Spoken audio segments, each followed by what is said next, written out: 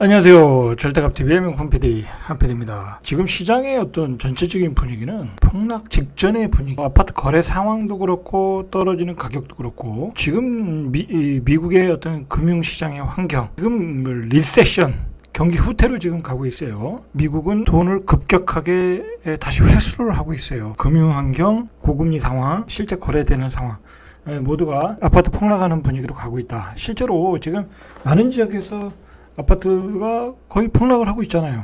지금 오르는 지역은 실제적으로 전국적으로 보면 서울의 그 강남, 그 다음에 용산, 그 다음에 일기 신도시 일부 지역, 자, 그 지역 빼고는 거의 폭락이다.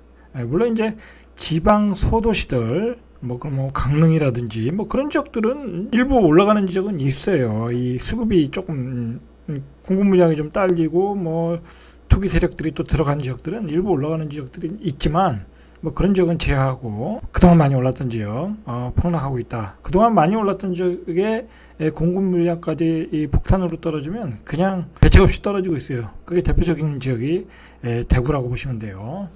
그러니까 지금은 폭락장이다 라고 보셔야 돼요. 뒤에서 이야기하겠지만 이제 그 상승론자들이 이야기하는 것은 8월 전세 대란이 있을 것이다. 서울이에요. 뭐 전국적인 얘기라는 게 아니야.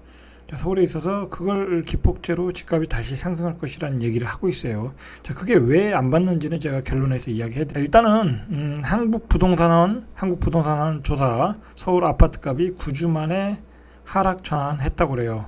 뭐 그동안에 뭐 상승을 크게 했던 건 아니고 강보합, 대선 이후의 기대감으로 어떤 강보합을 유지하고 있었는데 다시 9주 만에 하락 전환했다라는 거죠. 그러니까 뭐 지금 뭐 환경이 뭐 올라갈 수 있는 환경이 아니라는 거죠.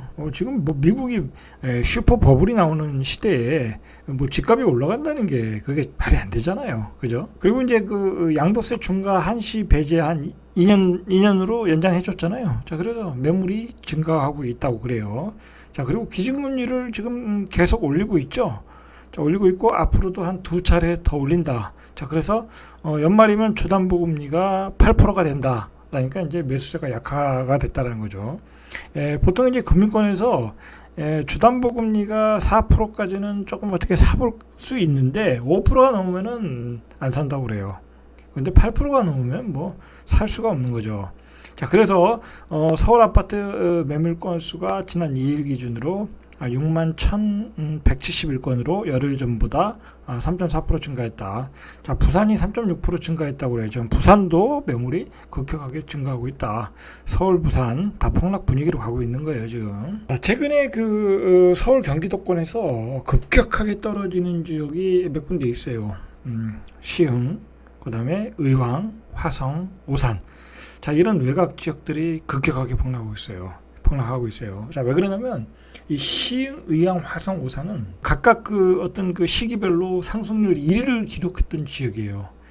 그러나 이제 어떤 도심하고 또 멀고 아직도 뭐 어떤 개발하려면 서울과의 접근성도 있다 보니까는 이제 이렇게 이제 그동안 많이 올랐던 가격들이 급격하게 떨어지고 있는 거예요. 자, 그래서 이런 지역이 또 이 외곽 지역이 이 급매물 매물이 많이 증가하겠죠. 중과세 유예를 했기 때문에. 그러니까 더 낙폭이 커지고 있다라는 거예요. 자, 그래서 신문에서 급매물도 안 찾는다 라는 거예요. 요즘에 그 기사의 타이틀이 2030 영끌한 수도권 집값의 추락이라는 제목 하에서 급매물도 요즘 나와도 안 팔린다라는 상황이에요. 그러니까 한 번 더 빠지겠죠. 한 차례 더 하락한다라는 거예요.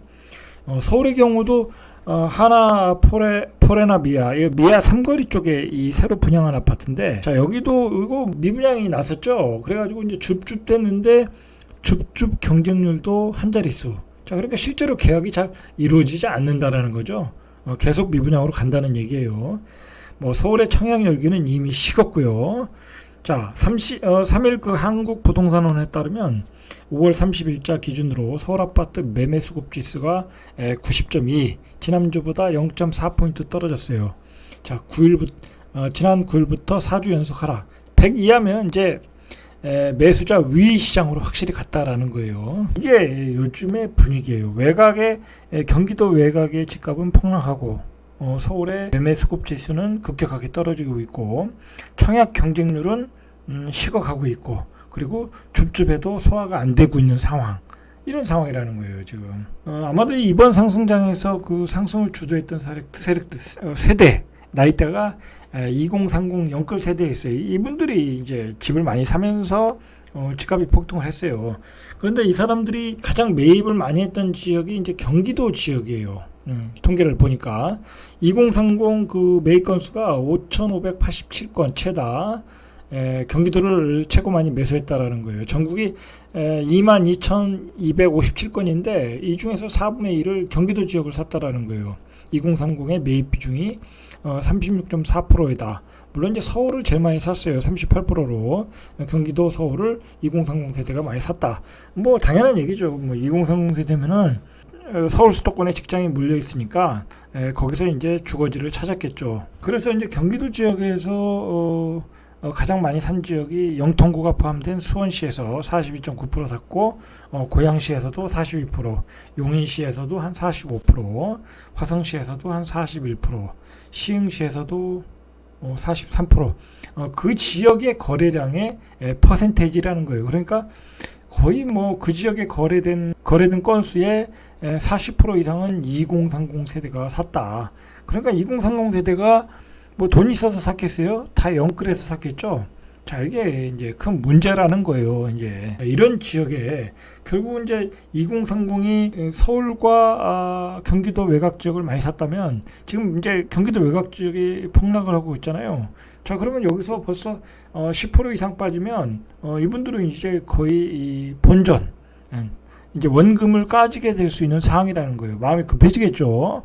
자, 이게 문제라는 거예요. 이제 주담대 금리도 이제 부담스러워요. 이제 주담대 평균 금리가 연 4% 정도 하거든요. 이제 그러니까 매수세가 관망세로 가더라는 거예요. 자, 5%를 넘으면 매수 자체를 포기한다. 금융권에서 이런 얘기를 하고 있어요. 이제 5%는 시간 문제죠. 자, 그런데다가 지금 우리 경제가 지금 큰 위기에 있는 게 인플레이션 쓰나미잖아요. 이제 유류값이 너무 오르니까 우리가 그것 때문에 수출도 굉장히 많이 오고 증가하고 있는데도 무역 적자가 나오고 있어요. 자, 그래서 우리나라 지금 5월 달에 물가 상승률이 5%대라는 거야. 인플레이션 쓰나미가 온다. 한국은행에서는 이 5%대가 오니까 다시 금리를 빅스텝으로 갈 수밖에 없다라는 거예요. 자, 이렇게 되면은 우리 금리는 계속해서 우상향하면서 연말에 주담대 8%까지 갈 수 있다라는 어떤 계산이 나오겠죠.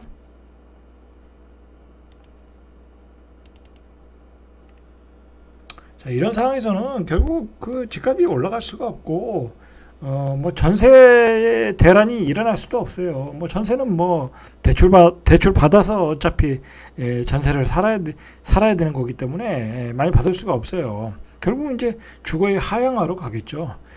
자, 거기다 대고 이제 본격적으로 이제 6월부터 미국이 긴축을 시작해요. 미국은 뭐 긴축을 지금 바로 안 할 수밖에 없어요. 미국의 가장 큰 문제가 인플레이션이잖아요. 자, 그래서 미국과 유럽이 본격적인 긴축을 해서 1년 내에 2,500조를 빨아들인다고 그래요. 다시 회수한다.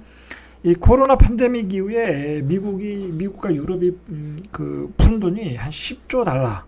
어마어마한 돈을 풀어서 어마어마하게 자산이 버블이 꼈어요. 그러면서 코인이라는 어떤 새로운 신종 상품이 나온 거야.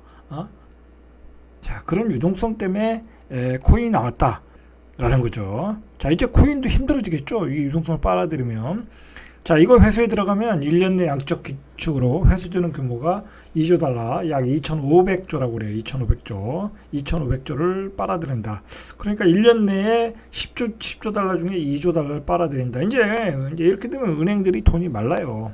돈이 마르다 보면 금리는 올라갈 수밖에 없다. 그러니까 2030 영끌하신 분들은 걱정이 될 수밖에 없죠. 자, 이게 6월부터 해소하는데 6월에는 한 475달러를 빨아들이고 9월에는 이제 점점 높여가겠죠. 6, 7, 8, 9 상한선을 월 950달러. 그러니까 이게 뒤로 갈수록 더 많이 빨아들인다는 거예요. 자, 이게 이런 양적 긴축이 2017년에서 19년 동안 했던 양적 긴축과 비교해 보니까 2배 이상 빠르고 강력한 회수 조치다. 이렇게 회수하다 보면 금융시장에서 이런 게 수익증이 나타나고 부작용이 나타나게 돼 있어요. 뭔가 이제 빵꾸가 나는 거야. 주식시장이 빵꾸가 나든지 코인시장이 빵꾸가 나든지. 자, 이렇게 되면 또 금융위기를 우리가 생각하지 않을 수가 없어요. 자, 이런 위험성 속에 있다. 이 블랙스완이 언제 나타날지 모르는 상황에 있다라는 거예요. 우리가 생각지도 못하는 그 자산 버블을 경험했잖아요. 그거는 돈을 이렇게 많이 풀었기 때문에 가능했던 거예요. 근데 그 돈을 빨아들인다고 하면 그 후유증이 안 나타날 수가 없죠. 이런 게 중요한 것 같아요. 지금 어떤 분위기를 파악할 때는 이런 게 중요하다. 8월에 전세 대란으로 집값이 다시 올라간다라는 게 중요한 게 아니라 이렇게 유동성을 빨아들인다라는 게 중요한 거예요. 그게 포인트란 말이에요. 지금은 8월에 전세 대란이 포인트가 아니라 8월에 전세 대란을 무주택자나 집을 사는 사람들은 얘기를 믿질 않아요.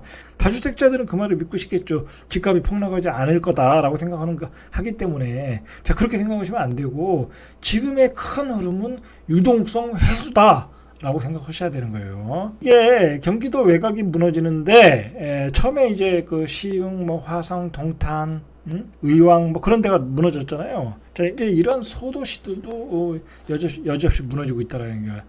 지난해 20% 집값이 올랐던 그 오산시와 동두천이 22년 각각 1.31과 0.4% 떨어지고 있다. 자, 오산시 세교동의 새마역 투루 엘더 퍼스트. 자, 여기가 지난달에 4억 8천에 거래됐어요. 직전 최고가가 6억 5천 100이에요. 그러니까 1억 7천. 이거 엄청 떨어진 거죠. 6억 5천짜리 집이 1억 7천 떨어지면 이거는 그냥 폭락이라고 봐야 돼요. 자, 이게 왜 그러냐면 여기 이제 투자자들이 엄청 들어갔잖아요. 오산 같은데. 자, 그리고 이게 6억 5천인 경우에 이렇게 되면 전세가율이 50% 이하야. 48% 막 그렇게 나온단 말이에요. 근데 이런 지역이 48% 나오면 전세 살지 누가 매매로 살겠어요? 안 산다. 잠시 머물렀다 가는 도시이기 때문에 뭐 그런 사람들이 많을 거 아니에요. 직장 때문에 오니까. 자, 이런 집을 안 산단 말이에요. 그럼 전세 산단 말이에요. 전세가율이 50% 이하면. 자, 이런 지역들은 앞으로 이제 계속 빠질 수가 있어요. 이런 유사한 지역들은. 이런 그 소도시들, 경기도 외곽 지역에 전세가율 50% 이하인 도시들은 계속 빠질 수밖에 없어요. 가격이. 왜냐면 살 이유가 없죠. 앞으로 집값이 몇 년 동안 안 오른다고 하니까 당연히 전세 살겠죠. 그렇게 되는 거예요. 그게. 자, 역시 동두천도 똑같은 상황이에요. 그래서 동두천 같은 경우에는 이미 아파트 분양을 하는데 2순위 청약에서 미달이 나온다는 거예요. 분위기가 썰렁하다. 사실 동두천 같은 데는 이건 뭐 집값이 오르고 그러던 지역은 아니었잖아요. 투자자들이 많이 들어가서 이제 올린 거죠. 자, 전반적으로 이제 시흥, 화성, 동탄, 송도, 청라, 위례, 김포, 의왕 이게 지금 다 2억씩 2억 5천 다 폭락을 하고 있어요. 그게 동두천, 오산, 경기도 외곽 다 이런 지역들이 지금 전세가율이 엄청 낮다. 제가 계속 방송을 하잖아요. 따로따로. 보시면 뭐 청라 같은 경우도 50% 이하, 송도도 심지어는 38% 그 정도 나오는 경우도 있고. 자, 이렇게 전세가율이 낮은 지역들, 그동안 가격이 급등한 지역들이 전반적으로 폭락을 하고 있다. 자, 이게 보시면 대전, 세종, 대구, 부산, 포항 뭐 대부분이 폭락을 하고 있잖아요. 이런 폭락의 분위기가 계속 될 수밖에 없는 어떤 상황이다. 왜냐하면 지금 뭐 금융 환경이라든지 금리라든지 전반적으로 다 안 좋은 쪽으로 가고 있으니까. 그러니까 지금 뭐 강남, 용산, 뭐 일기 신도시를 가서 신고가에 잡는다는 것은 그 사람들은 무척 용감하신 분들이다. 결국은 이런 지역도 같이 이제 폭락하는 분위기로 가게 되겠죠. 8월에 전세 대란이 온다 그러는데 서울에 뭐 다른 지역은 아니에요. 다른 지역은 아니고 8월 전세 대란 얘기하는 것은 서울만 얘기하는 거예요. 서울에 이제 집이 공급량이 모자라니까. 자, 그런데 서울의 전세가율이 아주 고가 주택인 경우나 뭐 조금 많이 오르는 지역들은 50%나 50% 이하예요. 이 전세 대란이라는 것은 이 전세가율이 예를 들어서 60%, 70%였던 게 80%, 85%, 90%가 돼서 그게 전세 사는 사람들이 매매로 돌변하는 거예요. 근데 전세가율이 낮은 상태에서는 그 사람들이 실제 매매로 옮겨갈 수가 없어요. 그리고 뭐 금리도 너무 올랐고 아까도 말했듯이 5%가 되면 사질 않아요. 사질 않는다. 그리고 지금은 완벽한 실거주장이잖아요. 실거주하시는 분들만 집을 살 수 있는 상황이잖아요. 서울에서 전세가가 오르는 거 보고 뭐 전세가율이 낮은 상태인데 50%에서 60% 된다고 투자자들이 그걸 사진 않겠죠. 가수요가 실수요가 함께 붙어야 실질적인 그 전세 수요가 매매 수요로 돌변할 수 있는 거예요. 그리고 전세가율이 한 70% 이상은 돼야 가능하다는 거죠. 전세가율도 낮고 금리도 부담스럽고 8월 전세대로는 없다. 자, 그래서 사람들이 지금 빌라를 많이 사고 있는 거 아니에요. 지금 빌라로 오히려 사고 있다라는 거예요. 빌라를. 네? 빌라는 싸니까. 아니면 서울 외곽으로 가든지. 자, 그러니까 8월 전세대라는 상승론자들이 만들어 놓은 어떤 허상이다라고 보시면 될 것 같아요. 자, 이상 절대값 TV의 명품 PD 한 PD였습니다.